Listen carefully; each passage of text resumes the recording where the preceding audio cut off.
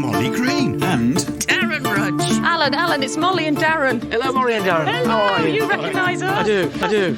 Yeah, sure you do. The Happy Garden. If winter comes, can spring be far behind? Welcome to another Happy Garden podcast. My name is Molly, and I shall be guiding you through the next hour or so of horticulture and humour. As the days get longer and, dare I say it, on the odd occasion, warmer, we had 17 degrees last week, mid-February. The garden becomes a hive of activity. So much to be doing, so much to be planning, and as we speak, I've just put all the bedding on the line. It is a lovely, lovely day.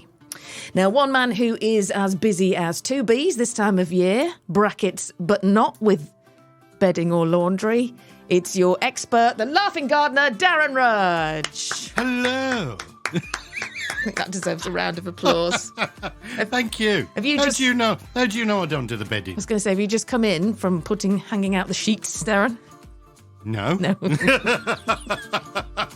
Been doing something very boring this morning. You can't say that. Can't. No, you can't say that. It was exciting but boring. I don't think you can't say that. Darren's been doing some official work today. What if any of your bosses hear this podcast? Silence. No, in all seriousness, though, you've been doing educational stuff today, learning stuff today. Yeah. Zoom meetings. I'm just leaving it there. Official Zoom meetings. Official Zoom.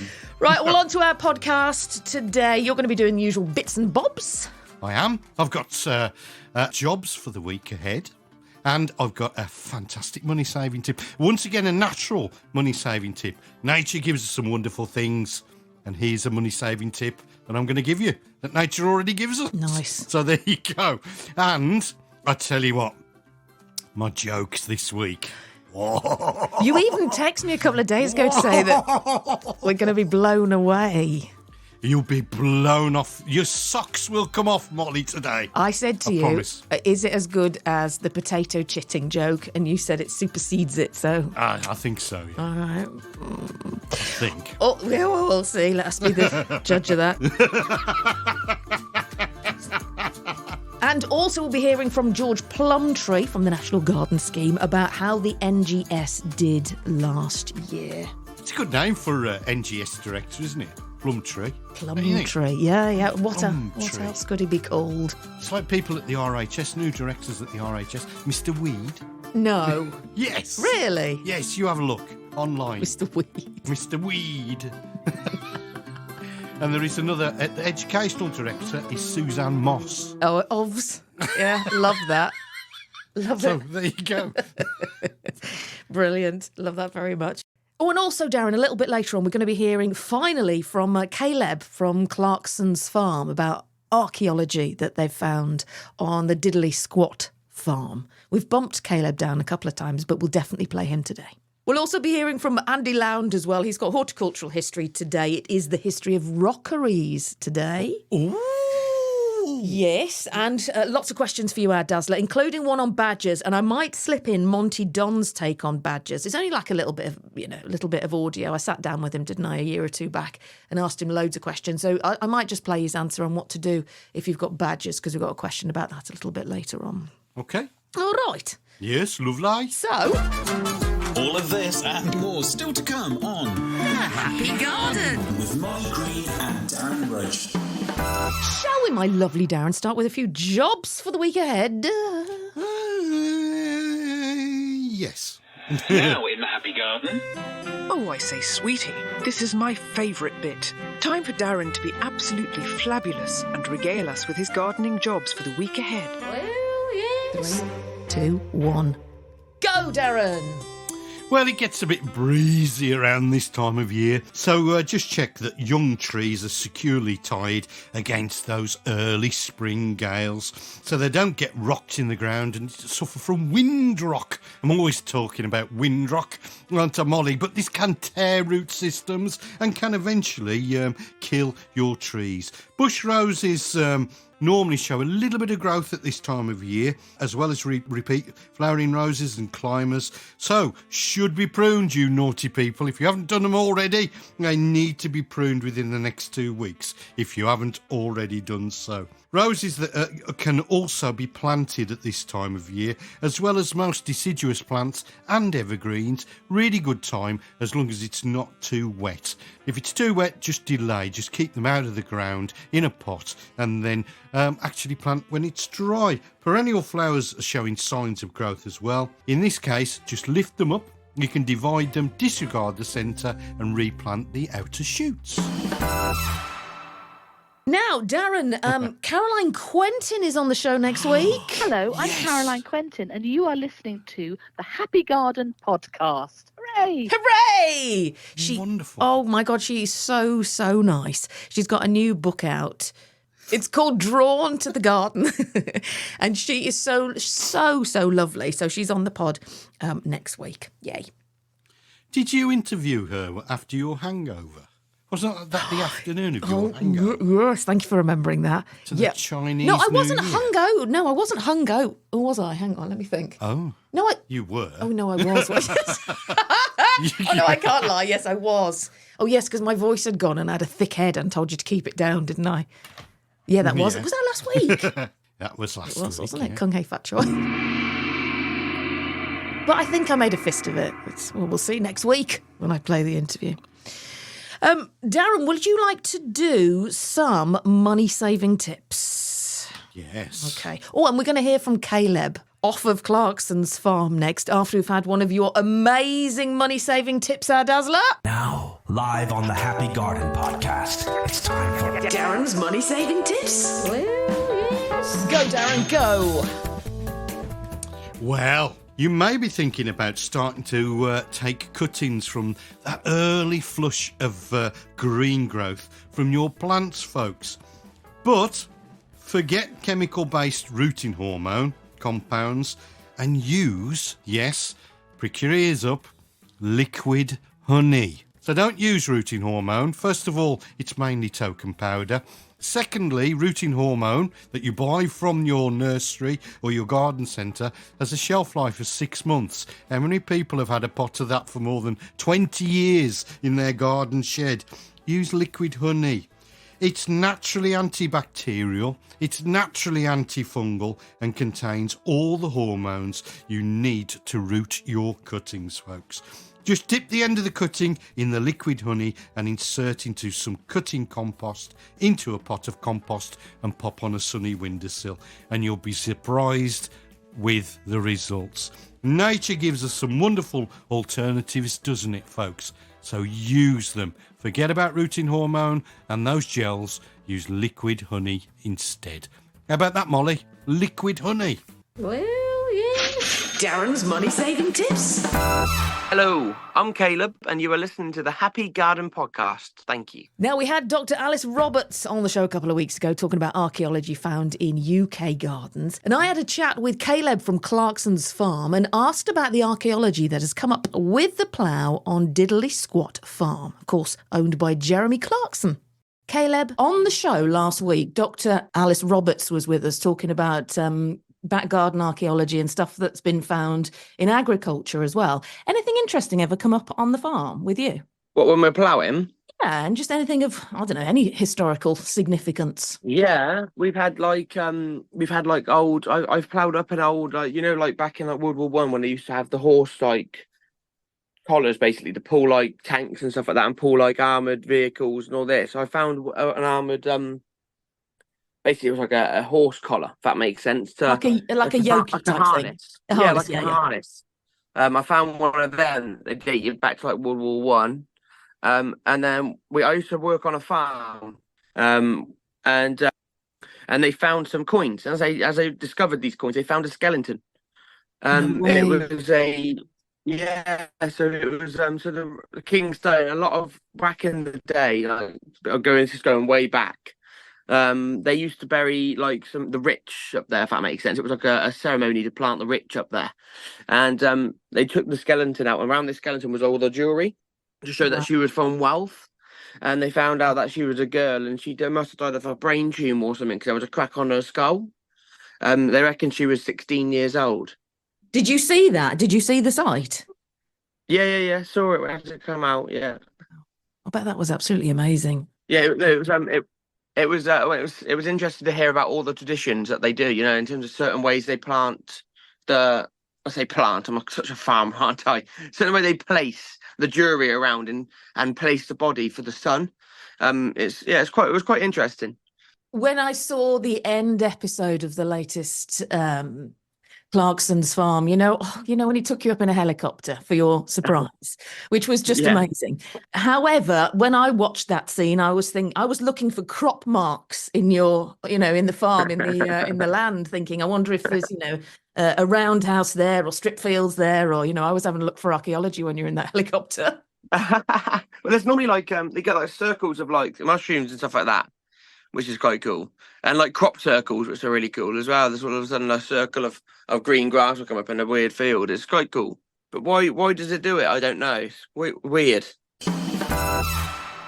Kaleb there from Clarkson's farm. How sweet is he? And he mentions about planting people when they die. I mean, that's really sweet, isn't it? He's a lovely bloke, isn't he? He is. He really is a nice bloke. He is. Planting people. It's a good idea, isn't it? Which reminds me, I have finally secured a date to interview the lady who composts people over in America. When you die, you can be composted and the soil given back to your family. See now, I don't mind that. You'd like that, wouldn't you? You've said before. I wouldn't mind that at all. Being composted.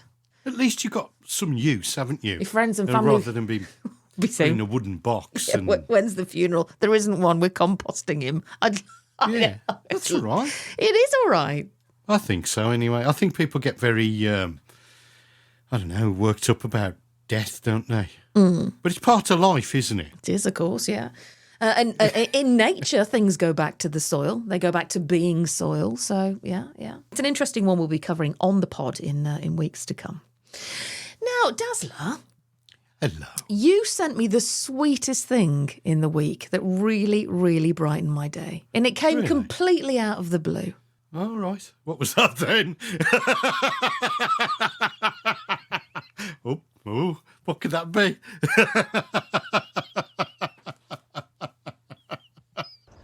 I tell you what, Miles, it's absolutely stunning morning for a stroll. Absolutely gorgeous. You hear the birds?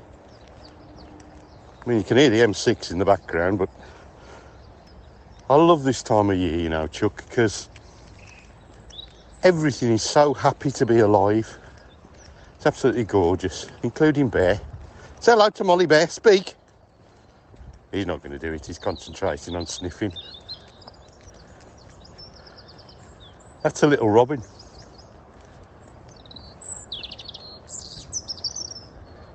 Absolutely superb. Makes you full of the joys of life, doesn't it?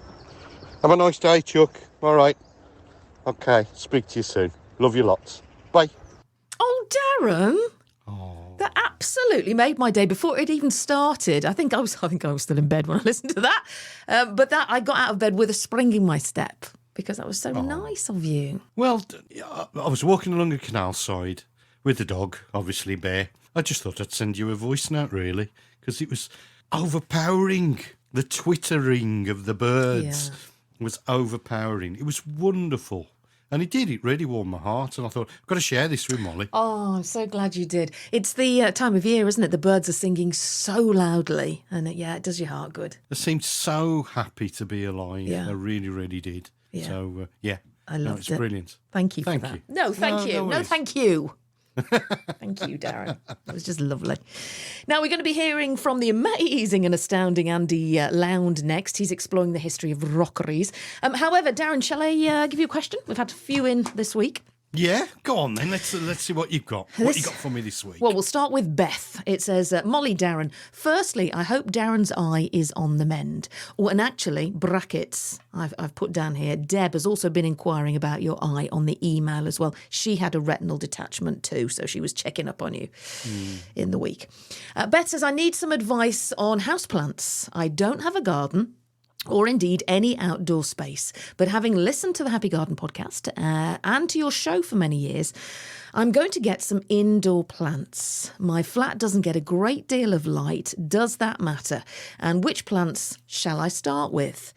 I need them to be simple to care for. I'm quite excited about getting into plants, but I just need advice as to where to start. Thank you both, and that is from Beth. Oh, Beth, thank you ever so much. The eye, let's start with that first of all. The eye is fine. It's getting better every day. The pain is starting to subside. Oh, good. And I've got drops now. I have to put drops in 3 times a day. So Do you get on all right with that? I can't do it. I just shut my eye when they're coming. Well, this particular eye drops that I use has got a pump action, Molly. What? So it's got a pump action on it. Eye drop? Yeah. How does that work? Like a shotgun. Oh. Well, it's literally like a shotgun. You literally put the tip next to your eye and then you push down and it fires liquid into your eye. God, but don't you just shut your eye when you know it's coming? I would. Nah. Just stare at it. You have to stare it out.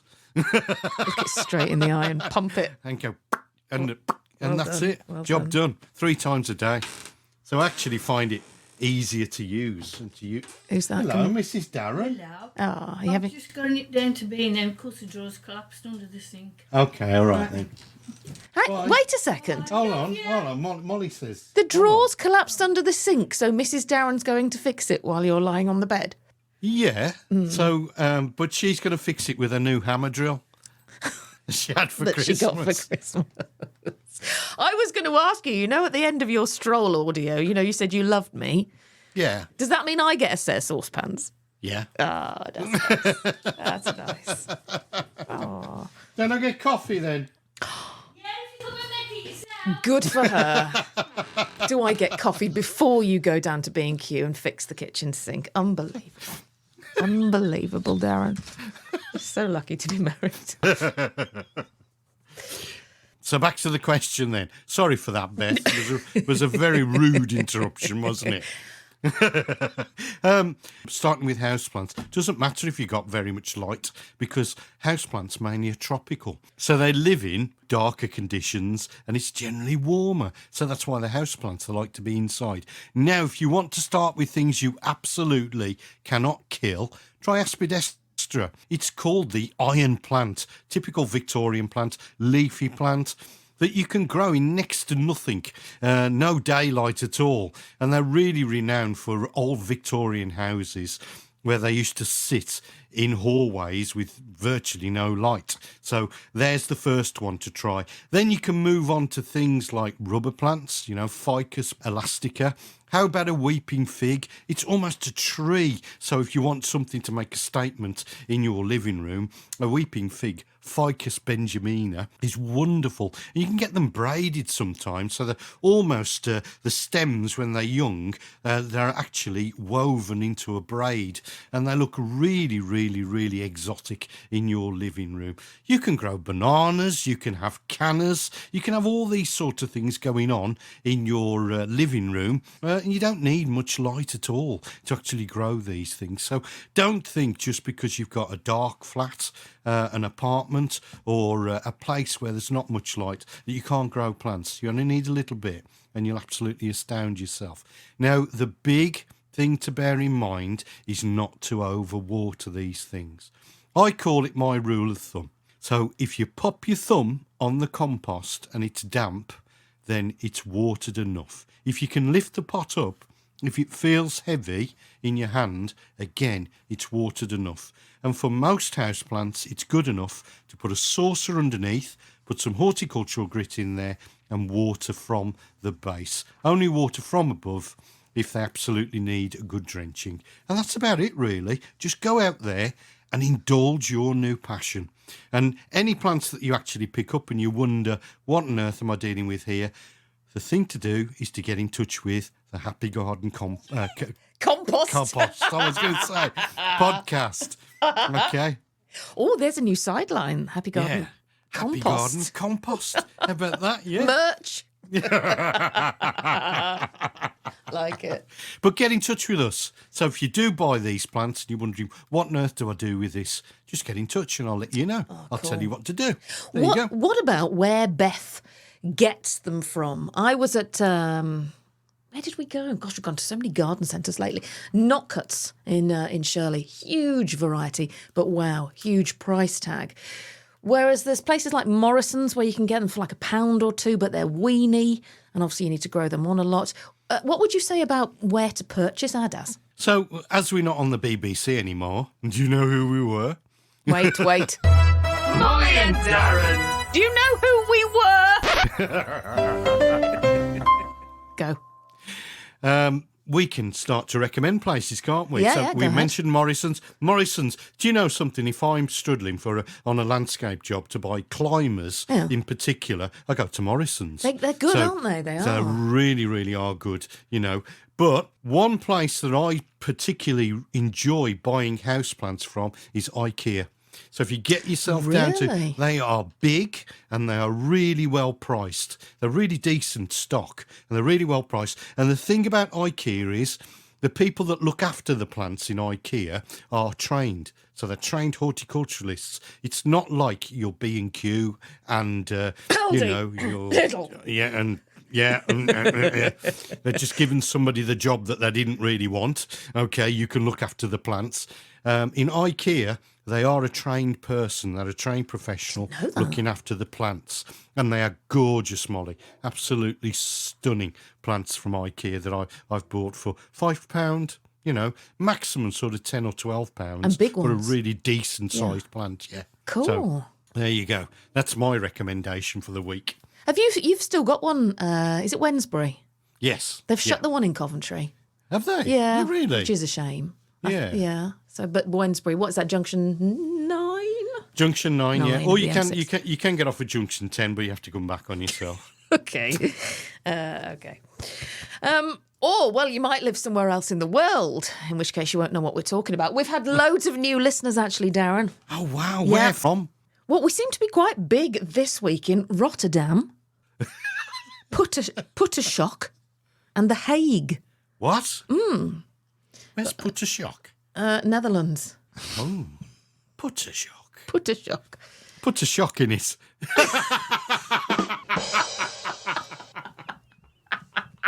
Oh, that's, oh, God. That's good, Darren. I'm quite pleased with you on that one. Put a shock in it. Also, Puttershock. I've never heard of Puttershock. No, normally, well, we have now. Boardman in the United States of America. Very popular in Boardman. Right. Hello to you if you're there. And Seattle as well. Lots of listeners in Seattle. No, we've done well. We've expanded this week internationally. So hello to you. Do drop us an email, by the way. I'll just shut that down.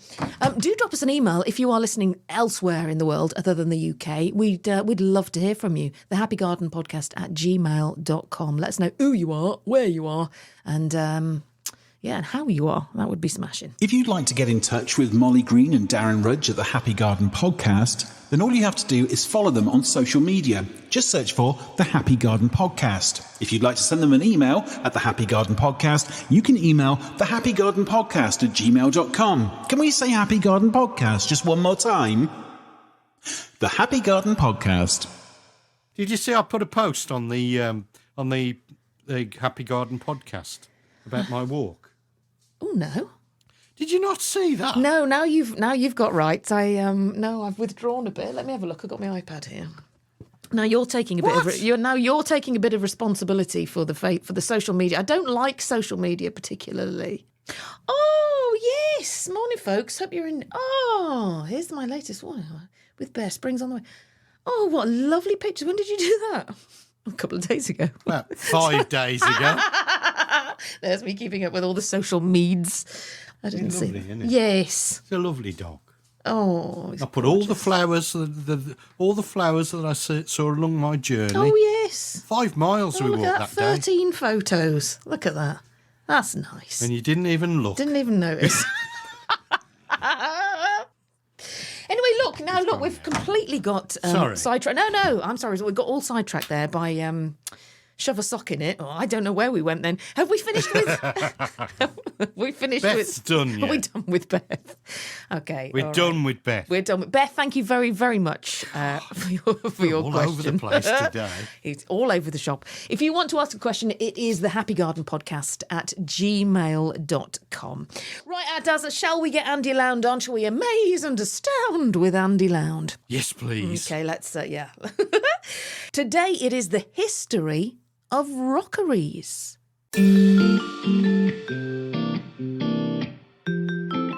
It's Amaze and Astound with Andy Lound. That's me.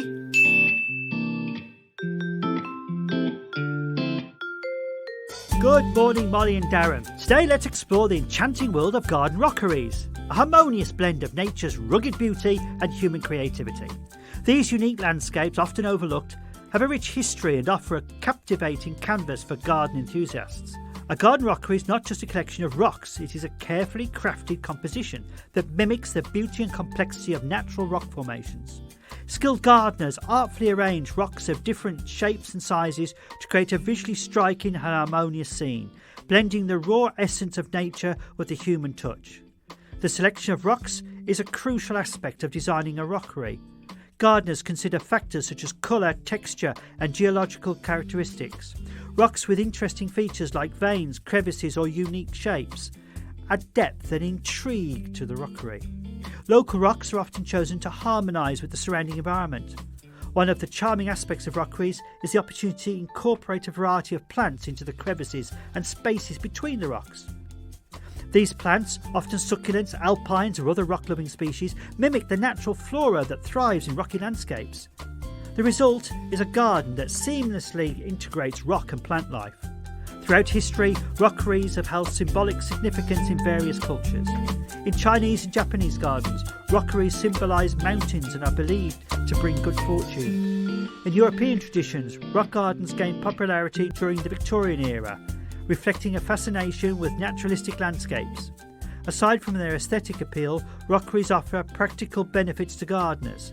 The rocks provide a thermal mass, absorbing heat during the day and radiating it at night, creating a microclimate that supports the growth of certain plants. Additionally, rockeries can serve as effective erosion control measures on sloped terrain. Rockeries also attract and provide habitats for various forms of wildlife, insects, small mammals, and even birds may find shelter among the rocks and plants. A well-designed rockery contributes to the biodiversity of the garden, creating a miniature ecosystem within a larger landscape. Garden rockeries are more than just decorative features, they are living sculptures that celebrate the intricate dance between geology and botany. I created a rockery using rocks that contain fossils, had ferns and some small water feature. I had help from a gardener though, called Terry Dactyl. Cue wind and tolling bell. So, Molly and Darren, more from the potting shed next time.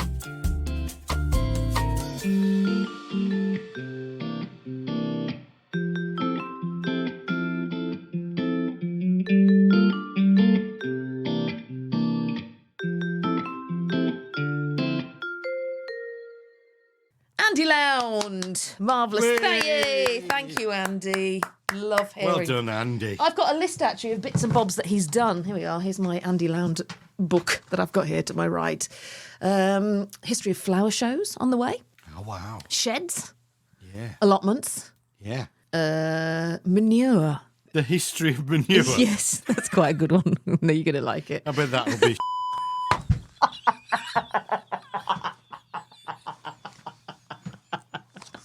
Oh, Darren! Very pleased with you on that one. I'm building me up for my jokes, I'm telling you. Okay. It's fantastic. History of tulips, rhubarb, greenhouses, apples. My favourite, though, because I edited it the other day, is the history of your bush. Now, he really struggled with that one. That took some editing, let me tell you. So, yeah. And I think today he's composing the history of gnomes for us for International Gnome Day in a couple of months. So Lots to look forward to. If you want to find out more about Andy, go to andrewlound.com. Or indeed, of course, if you want any horticultural histories, get in touch with us and we'll ask Andy to do you one. Stay exactly where you are. We'll be back in 2 ticks. We're just going to have some adverts and then we'll be back with more of your gardening questions for Darren. Also hearing from Monty Don on how to deal with badgers as well, digging up your lawn. Hang fire. Okay, good. That's sheet 2 done. How many we got to get through? I forgot to send you the sheets. 4. 4? Yeah. Oh, that's all right. You're doing. Right. You're doing quite well, actually, seeing as I didn't send you anything this week. Didn't send you any sheets. Okay. 1 sheet. What? 1 sheet. 1 sheet. 1 sheet. I met him, at the NEC. Who? One of the garden shows. 1 sheet. What? What are you talking about, Willis? You know the man who did the advert? Do you know the man who did the advert? 1 sheet. No. Do you know? What? Have you gone mad? What? What? 1 sheet of what? 1 sheet of... Of what? Oh, not the Spanish-looking man. Yeah. And it was kitchen roll, very strong kitchen roll. That's it, yeah. 1 no sheet. No way, the 1 sheet man. Yeah. Oh, God. I've got to have my iPad with me when we do the Happy Garden podcast. 1 sheet man. His trousers were really tight. They were really, really tight. 1 sheet man. Well, there he is. Oh, his name is Juan Sheet. As in Juan. Juan Sheet. 1 sheet clean. 1 sheet cleans it all. It was for plenty.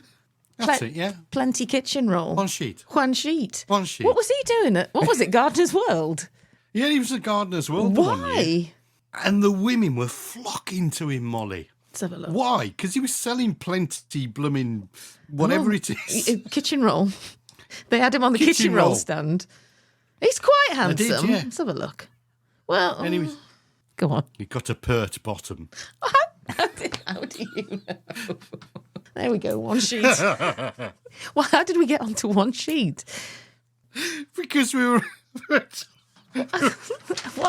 Oh, God. What? I we were completely talking lost my about how many sheets. Oh, yes. We were talking about how many sheets we got left. Right. And you said 2, and I said, not 1 sheet. Oh, gosh. Talk about around the houses. Okay, right. We're on sheet 3 now. I don't think there's anyone called 3 sheets, is there? We're on sheet 3 now. to the wind. Dear. I don't know what's going on today. Are you ready for another question, Daz? Yes, okay. yes. All questions welcome. Bring it back. Bring it back down. The Happy Garden Podcast at gmail.com. So this is from Margaret for you, Darren. She says, hi both. I saw Molly's picture on Facebook of her... Oh, this is the badger. I saw Molly's picture on the Facebook page of her lawn, which had been dug up. I have exactly the same problem at home. My question, Darren, is not how to deter badgers, because they are only doing what they do naturally, but I'm not sure how to go about repairing the patch that they have now been digging in. Should I do it now or should I wait for warmer weather? Loving the podcast. Thank you for the laughs. You cheer me up every week. Oh, listen to this. I have a date with you every Friday morning at 11 with a cup of tea and a slice of cake. All the best, Margaret. What a lovely... Lovely email. But yeah, her lawn is looking a little bit like mine. What to do? Well, Margaret, badgers are coming in for the food, as you rightfully said. If you maintain your lawn a little better, it stops the food from being there. So what they're looking for at this time of year are chafer grubs, these big fat witchetty grubs that look like little aliens when you dig them up. They've got like 6 pairs of little legs right at the very front and a big brown nose. And that's what the badgers are coming in for. Now, it's entirely the right time of year for you to do this. But if you aerate and scarify on a regular basis, what chafer grubs don't like is disturbance. So if you aerate and scarify on a regular basis, you'll not only improve your soil underneath your turf, you'll get rid of those chafer grubs. And that will deter the badgers from actually coming in. Now, with regards to when to do it right now. It's not a problem. It's really mild in this country at the moment, folks. So I'm sitting here and it's probably 12 or 13 degrees outside, which is really, really mild for the middle of February. So get out there, get your springbok rake out and start raking through, and then get your fork and aerate down to around about 3/4 of the way down your actual fork. And that will deter chafer grubs and will stop the badgers from actually coming in. Now, if they've really torn into your turf, you'll need to put some compost down where the hole is and actually reseed over the top. Now, when you're reseeding, Margaret, add a little bit extra for the birds so they can come in and have a peck, okay? But do it right now, it'll be fine. And you won't have to water it in because, remember, there's a little bit of rain around here, there and everywhere, isn't there, right at this particular point in time. And that's what to do with your lawn. Hope that helps you. Great. Thank you very much, Margaret, and thank you very much, Darren. Well, I asked Monty about badgers and sort of how to deter them from your garden. This is what he said. Badgers. Do you ever get badgers digging up the lawn? Yeah, we have that a lot. Badgers dig up the lawn. We've had a badger get in the hen house too. Oh no! Did it have them? Yeah, it caused damage.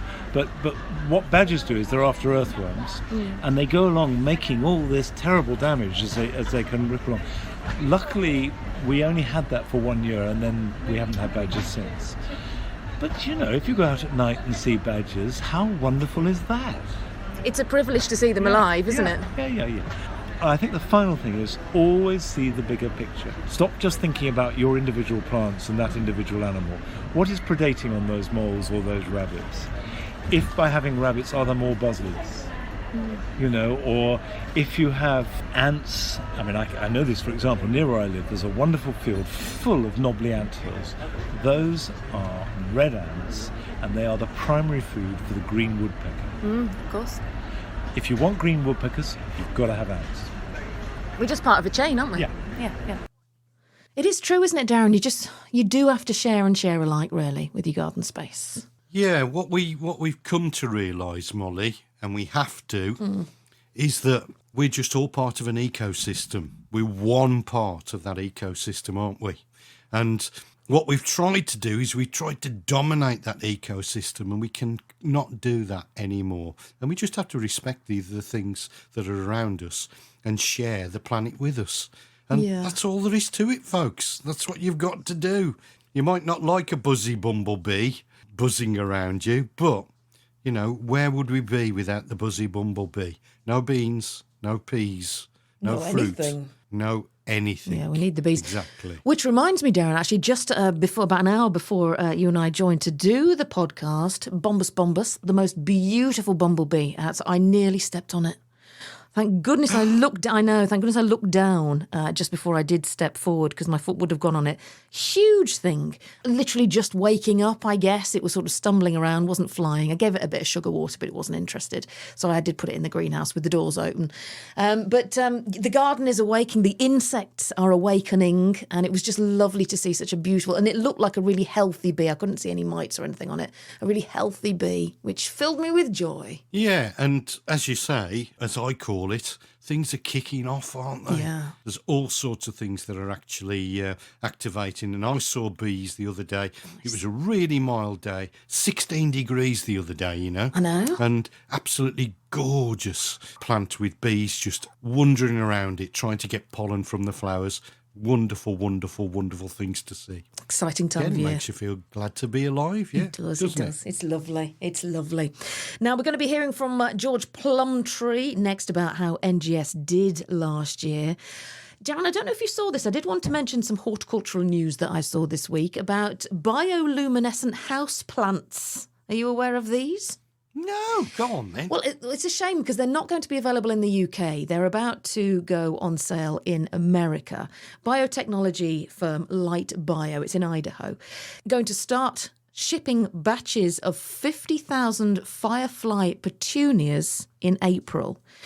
Now, the firefly petunia glows brightly. It doesn't need special food thanks to a group of genes inserted into the plant from the bioluminescent mushroom. We were talking mushrooms the other day, weren't we? Neonothopanus nambi. Does that ring a bell? Well done. Well done.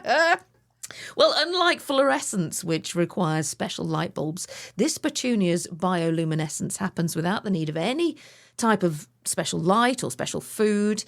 And it glows like the moon, apparently. It gives enough light for you to go to the toilet at night. Which I think sounds absolutely brilliant. It's been approved by the US Department of Agriculture. It was in September, just gone. And shipments are $29. Shipments are beginning in about 6 weeks' time for prospective clients. Glow-in-the-dark plants. Wow, that sounds brilliant. That sounds brilliant, doesn't it? I didn't realise they'd been working on it for so long. Keith Wood, it says here, chief exec and co-founder of Light Bio, has been working on the bioluminescent plant, which emits light through chemical reactions inside the cells, since the 1980s. It'd be all right, wouldn't it? Instead of you know, when you go to the loo in the middle of the night. Yeah. Take your plant with you like a candle. Yeah, exactly. I thought that was really smashing. Wee Willy Winky. With your petunia. Like it. Let's hear from George Plumptre, CEO of the National Garden Scheme. Now, we've already heard from George on the Happy Garden podcast about forthcoming plans this year, but I also did ask him how last year was for the charity. The most important thing, in a way, for us in 2023 is that our amazing gardens managed to reach a little milestone that we're looking at from a sort of closing distance for a few years, which is that they raised a total of £4 million for the first time ever. Wow, George. We've been nudging up towards it since about 2018. Then obviously there was a bit of a setback in 20 and 21, and finally in 2023 it was because we see, Helena, my finance manager, and me, we see the money coming in from the counties, from gardens and counties on a weekly basis on a Friday morning, a bit like seeing the weekly sales figures. And it got very exciting as we were counting down towards the 4 million, and we passed it in about the last week in November. How did that feel? And we ended up, brilliant, absolutely brilliant. I mean, it's not a huge amount more than we raised in 2022. Probably, I mean, we did have a good year, but it was probably 300,000 more. But the fact is, you know, we've now passed that milestone. Of course, when we get to talking about looking ahead to 2024, of course, the pressure is now on that I need to make sure that we stay there. Yeah, bigger and better. But it was a brilliant effort by everybody, and the garden owners were really thrilled, and it enabled us. We were able to give away record amounts to our beneficiaries. So we actually ended up giving away just over 3.4 million at the end of the year. Gosh. Which again was a record sum. George, I must ask, who decides, or how do you decide which charities you're going to support annually, and who's going to be the beneficiaries for this year?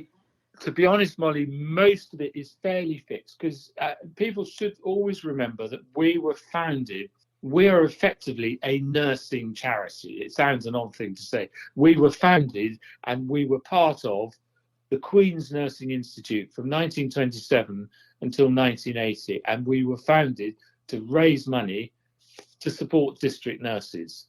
And it's just that opening gardens has turned out to be a very effective way of raising money. And that's all what we've always done. When we became an independent charity in 1980, we expanded the portfolio of people we gave money to, but keeping it, certainly in those early decades, to a group of nursing and health charities. Right. So what we have today is a group of 6 main beneficiaries, I'm sure all of whom most people will have heard of. So as well as the Queen's Nursing Institute, which still does great support work and management and training for district nurses. So it's Macmillan Cancer Support, Mary Hospice UK, Carers Trust, and Parkinson's UK. There are 6 main, they're long-term. We're committed to supporting all 6 of them on a long-term basis. Yeah. So obviously, to give you an example of how long we've been doing it, obviously the Queen's Nursing Institute, since we were founded nearly 100 years ago. This year, 2024, we will celebrate 40 years of continuous support for Macmillan. A few years ago, we reached 25 years of supporting Hospice UK, Marie Curie, and Carers Trust. So these are long-term partnerships. Now, in addition to that, we give out other grants under what we call our Gardens and Health programme. And that is funding gardens which have got a very definite health benefit. So in this area, we have 2 long-term commitments, one to Horatio's Garden, which builds gardens in hospitals in spinal units, and the one in your area would be the one in Oswestry, which is sort of on the Wales-Shropshire border. And then there's another one at Cardiff. And we fund gardens for Maggie's centres, where people go when they've been diagnosed with cancer for a bit of TLC and support. And all Maggie's centres have wonderful gardens. But we would also look at one-off projects under that Gardens and Health umbrella. So a charity can say, like, for instance, there's a charity that builds gardens for children's hospices, and we've given them a grant for a children's hospice garden in Norfolk, which we gave them last year. So there's that little group. We do give a lesser amount of money to the whole area of training and supporting people into gardening careers, because all our funds are raised at gardens, so it's always seemed an appropriate thing to do. And in that area, projects come in and out. Finally, and this is our newest area of serious donation, is that we now fund a very considerable number of community garden projects all over the country. People apply between the end of October and the beginning of December. And to give you an idea, in 2023, we funded 86 projects to the tune of £260,000. Wow. Just summarising, so that in a way, there isn't a great deal of choice about where the money goes, because the lion's share of it goes to our long-term who we will support year on year. That whole thing is reviewed once every 3 years by my trustees. They review the whole donations policy. But to be honest, one of the 6 would have to do something very wrong to be dropped. Okay. More likely, it is that the actual amounts that go to each one might be streamlined in one way or another, or they might decide to give a bit more to community gardens, which is what they did 2 years ago, etc. So sometimes it's quite difficult, because I get regular approaches, and we get approaches from wonderful charities, but like most grant-making organisations, we can't support everybody. And what we have found over the years, particularly during this period of the last 10 years or so, when we've actively wanted to build up much more active partnerships with our beneficiaries, rather than it being a sort of arm's length thing that we just give them money, we have very active partnerships, and they are much easier to build and sustain if you're supporting a charity on a long-term basis. If we had charities coming in and out all the time, you'd never really build a meaningful partnership with them, if that makes sense. George Plumptre, the CEO of the National Garden Scheme. And we do have one more slot in the NGS little mini-series. George will be with us talking about them getting ready for Chelsea. That coming soon on the Happy Garden podcast. Yes. And also Stan and Vicky from Craighouse Cacti. They're currently getting ready for Chelsea as well. So we must do sort of a Chelsea run-up special, Darren. Talking about shows. Yes. Rudge the Judge returns. Have you been confirmed? Have you been booked? I have, yes. I have. I've been booked. Now, they want me to go down to the spring show, BBC Gardeners World Live spring show in Bewley, Molly, on the 2nd of May. I am considering my options there. Considering your options. What will you be? The judge of the show gardens, or a talker, or speaker, should I say? Well, they just want me to go and judge. Oh. Okay. Do they have show gardens there? Yeah, they have. Well, that's what I'll be going to judge. Right. They've asked me if I would want to be. Oh. It's a smaller show than the NEC show. Well, this is new. Is this new this year? The extra shows. It's either its second or the spring show. I think is its second year, but they've added an autumn show, which was the first year last year. Mm. It's going to be its second year. There are only going to be 5 judges, so they've asked me to consider. Considering your options, I like it. Of course I'm going to go. Of course you're going to go. When's that, 2nd of May? 2nd Where's of May? Bewley? Bewley is right the way down by Portsmouth. It's just off the New Forest. Southampton way, I think. Right. Somewhere down there. So much to look forward to. Now, Darren, another little bit of audio that you sent me in the week was this.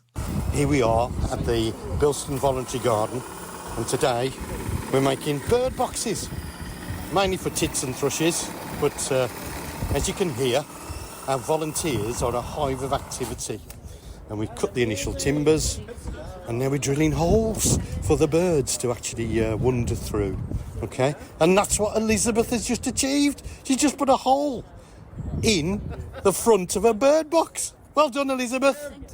Well done. There's a little bit of a snag. There's a little bit of a snag. Are you stuck? That's all right. We can get you out of that snag. No problem at all. Take it out. Oh, okay. She might have broken the drill bit. Never mind. That's what learning is all about, isn't it, guys? Oh, bless Elizabeth. She broke the drill bit, but having a go is what it's all about. Tell us about your week, Darren. Oh, it's been fabulous. Obviously, we've got our volunteer garden in Bilston, Wolverhampton. And this week, we, as it said on the little bit of audio there, we're making bird boxes for tits and thrushes. And it's just some recycled timber. Cost next to nothing, folks, apart from a little bit of time, and they painted them up. And I put something on the Facebook page I saw those pictures. for this as well. And there's just some of our volunteers that are just really enjoying themselves, just making bird boxes, because it's going to be nesting season very, very soon. Early to mid-March is the main nesting season, from March to August. So if you're pruning anything, folks, especially your hedges and things like that, we will be warning you, won't we, Molly? Just to be aware that there might be nesting birds, because it's against the law for you to actually prune a hedge in particular where there's nesting birds, because you're disturbing them, you're disturbing nature, and it's totally and utterly unfair just because you want to have a tidy up of your hedges. Do it now. Give them a clip back now, and they'll be nice and tidy for you early spring. But yeah, I mean, we've had a wonderful time. Next week we're going to put them up. And we're developing a wildlife area at the gardens as well, Molly. So we're going to build habitat hotels, bug hotels. We're going to put lacewing and ladybird hibernation sites in there and do all sorts of wonderful things like that. They're just really enjoying themselves, just being happy. And Elizabeth actually is one of our mentors. She's one of the people that were on our last course and has come back to help new volunteers with their gardening skills. Love that. It's great. It's great fun. And you can hear them there in the background dealing with power tools. Some of them have never ever used a power drill or a jigsaw or anything like that. And they're just getting the first chance in their life to actually use a power tool and just to become confident with it. I was about to say that will really boost confidence, won't it? And, enhancing skills that, you can have a go and you can do it. Yeah, definitely. And, they're not afraid with us because they can make the mistakes. It's not a problem. We just heard you there. It's really sweet. So I think Elizabeth had said, I think there's been a snag because the drill bit had broken. And you said, don't worry, we can get through any snag. Yeah, really encouraging. We can work through it. We work through it. Nobody's going to get into trouble if they break anything. It's not about that. It's about building your confidence and having fun at the end of the day. You learn a lesson by breaking a drill bit, don't you? Well, do you ever take Mrs. Darren's 2-speed hammer drill down to the community garden? No, not allowed to. No. Not allowed to. Okay. She keeps that. She guards with that. She sleeps with it, Molly. Is she back yet from being cute? Is she under the sink? Have you heard her return? Or Is she under the sink? I just have this vision of the bullcock or whatever it is has gone, and there's water all over the Rudge kitchen, and you're just upstairs on the bed having a laugh. And Mrs. Rudge is soaking downstairs. She loves the water it, spraying everywhere. She loves it. You see, if there's water leaking, she's got a saucepan to help her clean it Got up. a whole set of with lids. Don't forget there was matching lids that came on Valentine's Day as well. Oh, Darren. Now, Dazzler Pants, shall we do your jokes? Oh, yes. Oh, now. You clapping. Darren even WhatsApped me in the week to say how proud you are. 5, is it? 5. And they're better than a potato chitting itself. Well, I think they're on a par. Okay. Let's go. Now in the Happy Garden. It's about time for some Alan Titters. Brace yourself for your gardening jokes of the week from Darren Rudge. All right then, come on then. You've built this up for a good 4 days for me. Let's judge. Molly. Judge. Yep. Someone keeps sending me flowers with their heads cut off. That'll be Mrs. Darren. And yeah, go on. I think I'm being stalked. Oh, good. That is good. Number 2. Are you ready? Oh, yeah. The other day, trying to lose weight, I was told I would have to go on a walnut-only diet, Molly. Oh. That's just nuts, isn't it? Good. 2. Good. A tortoise was walking down a garden path and was mugged by a slug and a snail. Mm-mm. When the police asked him what happened, he said, I don't know, it all happened so quickly. Yeah, that's good. Yeah, I like that. Molly, Yep. something I've never ever told you is when I sunbathe in the garden, you can see my all-over tattoos. Okay. When people are stressed, I let them colour my tattoos in. You see, some people just need a shoulder to crayon. Oh, good. That's good, Darren. And finally, yes, I broke up with my girlfriend last year at a garden barbecue because she couldn't stop counting, Molly. I always wonder what she's up to now. Oh, God, I see, yes. Oh, Darren, good. Chitting, no chitting. You're gonna, Darren, how you're gonna top the potato chit himself joke is beyond me. I don't know. But I did enjoy that very, very much. That's the funniest thing I've ever heard in my life.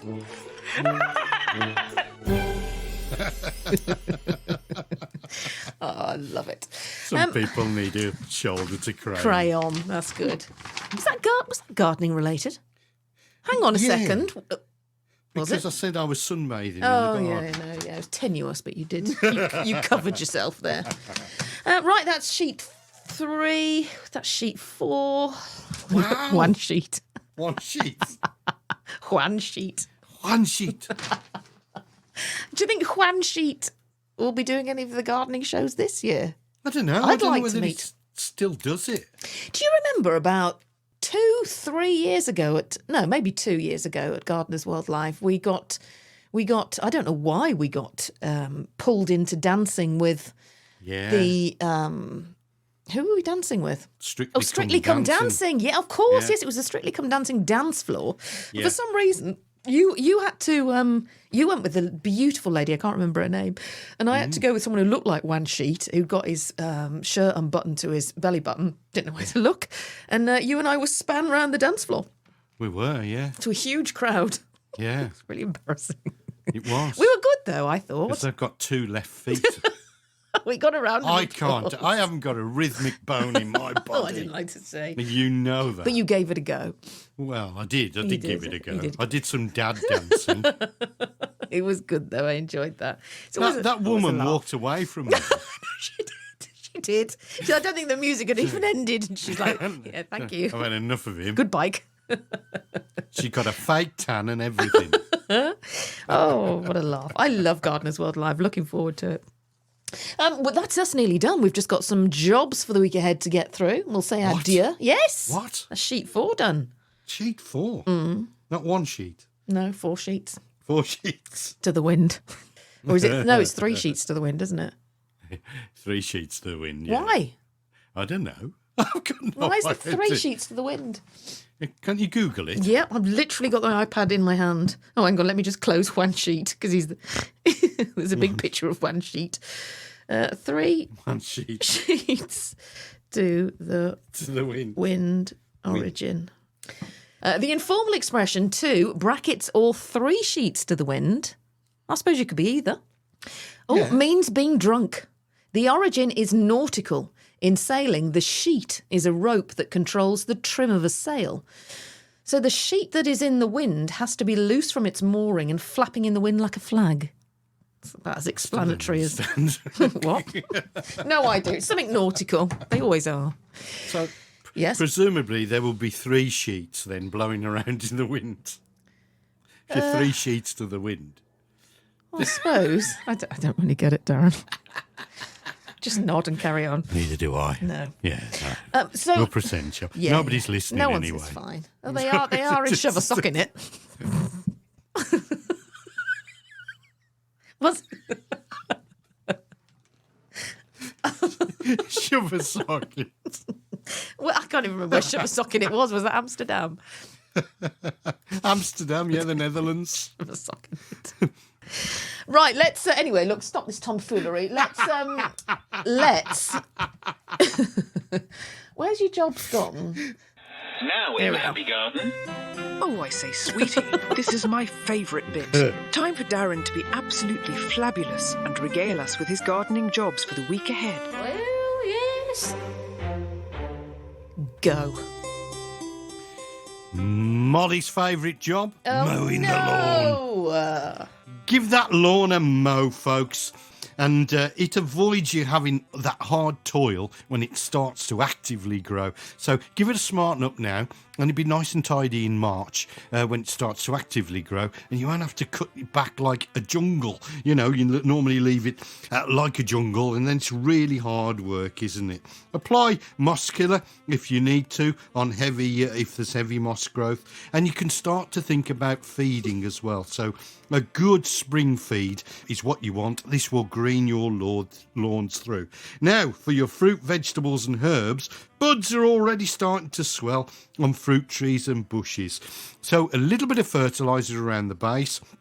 High potash fertiliser is what you actually need. Pruning of apple and pear trees and blackcurrant bushes should be completed as soon as possible, folks. And plant garlic and shallot sets without delay if the ground is dry enough to cultivate. And sow vegetables such as early peas and things like broad beans, onions and parsnips. Is that your shallot? That's it. Is that I'm done. Shallot. That's me shallot. Shallot. I was sniggering in that because I just had a quick look at who was listening in the Netherlands, and it's not shove a sock in it. It's put a shock in it. Put a shock in it. Goodness sakes. Oh, Darren. Now, next week on the Happy Garden podcast, we will be joined by Caroline Quentin off of, was it Men Behaving Badly? Yeah, I think so, yeah. I used to love that. Yeah. She is such a keen gardener. We're having a chat about her new book, her new gardening book, Drawn to the Garden. And she's actually done the illustrations as well. It's a beautiful book, which is just about to be released. So she's on the podcast next week. So that is us about done our Dazzler pants for another podcast. And, well, I'm going to go and get the washing in, make the beds. We'll sleep well tonight. It's so exciting, our end. What are you going to do? Well, first of all, I love a fresh bed. Oh, I know. It does make you sleep better, doesn't it? Clean sheets. Oh. All right, Darren. But you do, don't you? You get in and you roll around. It's absolutely gorgeous. Inhale the Lenore. As to what I'm looking forward to my tea. What are you having? Fish and chips. Oh, fish and chips. Are you going down the chippy? No, we're doing the healthy option. So it's going to be made in the air fryer. Nice. Which you got us onto. Yeah. So I went and bought a really expensive air fryer, actually. And we can do the Sunday dinner in our air fryer. Is it a Ninja? No. Oh, what you got? I could not tell you what the make is. Oh, really? Really, Darren? Could you not? It's got a Russian name. Quelle surprise. That's what I'm looking forward to this afternoon. Well, enjoy, Darren. And thank you for the podcast today. And look forward to doing it all again next week. A pleasure as always. Oh. And you know what, Molly? You can put the phone down first. Oh, okay. She has done as well. You've been listening to the Happy Garden Podcast with Molly Green and Darren Rudge. If you'd like to send them an email, get in touch with the Happy Garden Podcast by emailing thehappygardenpodcast@gmail.com. Follow them on social media. Just search for the Happy Garden Podcast. Can we say Happy Garden Podcast just one more time? The Happy Garden Podcast.